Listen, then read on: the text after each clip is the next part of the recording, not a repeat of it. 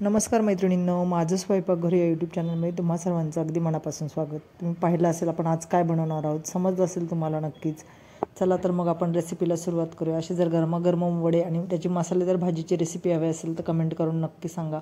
इथे फक्त मी वडे बनवणार आहे, भाजी बनवणार नाही, त्यामुळे भाजीची रेसिपी जर हवी असेल तर कमेंट करून नक्की सांगा। बघू शकता खूप छान असे क्रिस्पी कुरकुरीत असे वडे झालेले आहेत। रेसिपी जर हवी असेल तर शेवटपर्यंत नक्की पहा। चला तर मग आता दिवाळी संपलेली आहे, काहीतरी तिखट आणि असं गरम कुरकुरीत खावंसं वाटतंय ना, तर ही वड्यांची रेसिपी खास तुमच्यासाठी। चला तर मग तुम्ही बघू शकता इथे मी भाजी ऑलरेडी बनवलेली आहे, खूप छान अशी भाजी झालेली आहे। आता भाजी झाल्यानंतर आपण याचे गोल गोल असे वडे बनवून घेऊया। ते वडे बनवून घेतल्यानंतर त्यासाठी आपल्याला वड्यांसाठी जे बॅटर लागणार आहे ते बॅटर आपण बनवून घेणार आहोत। तुम्ही ते बघू शकता, तर मी हे गोल गोल वडे ऑलरेडी बनवून घेतलेले आहेत। वडे बनवण्यासाठी जे बॅटर असतं ते फार महत्त्वाचं असतं। आता तुम्ही ते बघू शकता, मी ते बेसन पीठ घेतलेलं आहे। ते बॅटर फार महत्त्वाचं असतं, त्यामुळेच आपले वडे कुरकुरीत आणि क्रिस्पी होतात। तर तुम्ही बघू शकता ह्या बेसन पिठामध्ये आपण चवीनुसार मीठ टाकणार आहोत, थोडीशी हळद टाकायची। हळद जर तुम्हाला टाकायची नसेल तर तुम्ही ती टाळू शकता।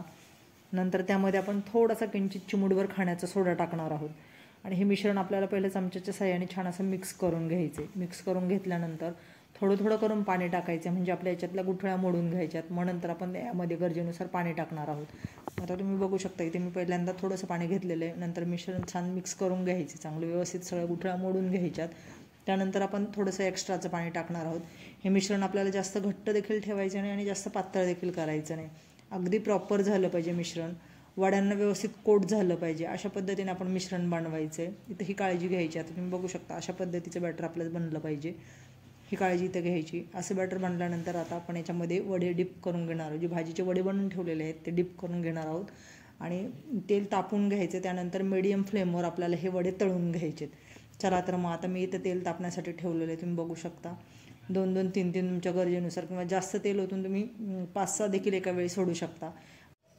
तुम्ही इथे बघू शकता आपलं तेल गरम झालेलं। आता ह्यात गरम तेलामध्ये मी इथे वडे सोडत आहे। एका वेळी तुम्ही 4-5 देखील तळून घेऊ शकता।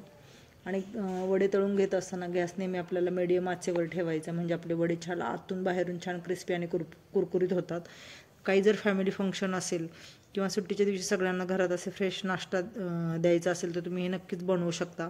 खूप छान क्रिस्पी आणि कुरकुरीत वडे होतात। रेसिपी जरूर ट्राय करा। बाहेरील पदार्थ आणून खाण्यापेक्षा घरातील चांगल्या तेलामध्ये पदार्थ बनवून खाणं केव्हाही चांगलं। तुम्ही आता इथे बघू शकता तेल थोडं जरा कमी प्रमाणात असल्यामुळे मी इथे साईडने थोडंसं वड्यांवर तेल टाकत आहे। पण जेव्हा आपण जास्त क्वांटिटीमध्ये वडे बनवतो तेव्हा तुम्ही जास्त तेल घेऊ शकता। मला इथे अगदी 9-10 वडे बनवायचे होते, त्यामुळे मी इथे कमी तेल घेतलेलं आहे। पण तरी पण खूप छान असे झाले होते वडे, त्याचं कोटिंग पण खूप छान असं क्रिस्पी आणि कुरकुरीत झालं होतं। माझ्या ह्या पद्धतीने नक्की बनवून बघा।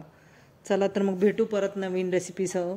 तुम्हाला माझं चॅनल आवडला तर चॅनलला लाईक, शेअर आणि सबस्क्राईब करायला विसरू नका। धन्यवाद।